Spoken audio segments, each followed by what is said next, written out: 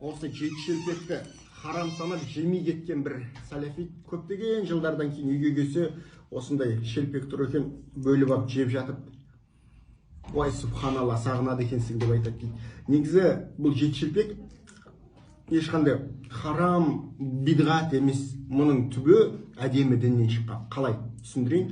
Кейбір шаманистерің бар, тәңіршілдерің бар, ойбай біздің ата-бабамыз жеті шелпекті әруақтар иісін қоректенсін деп солай шығарған дейді. Бұл өтірік.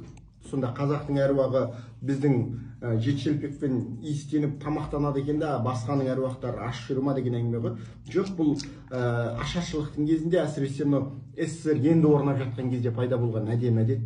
Неге? Өйткені дінге тыйым салды, намаз оқылмайды, Құран оқылмайды, бірақ өткен кеткендер бар, әсіресе аштықтың кезінде көмілмей қалып жатқан туысқандар бар, соған бір сауап барып тұрғанын қалады. Ашаршылықтың кезінде үлкен сауап не? Аш көршіңе нан беру.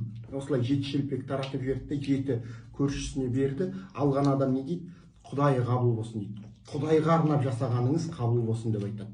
Немесе осы ішіп жегеннің сауабы әруақтарға тие берсін деп айтады. Түбі осыдан еді. Міндетті түрде жеті шелпек емес, 12 шелпек болса да, 5 шелпек болса да айырмасы жоқ. Одан кейін ашаршылықтың кезінде пайда болған деп отырмын. Менің атам ашаршылықта жетімдер үйіне түскен, айтады. Тамақ жесе өліп қала беретін балалардың бәрі деп.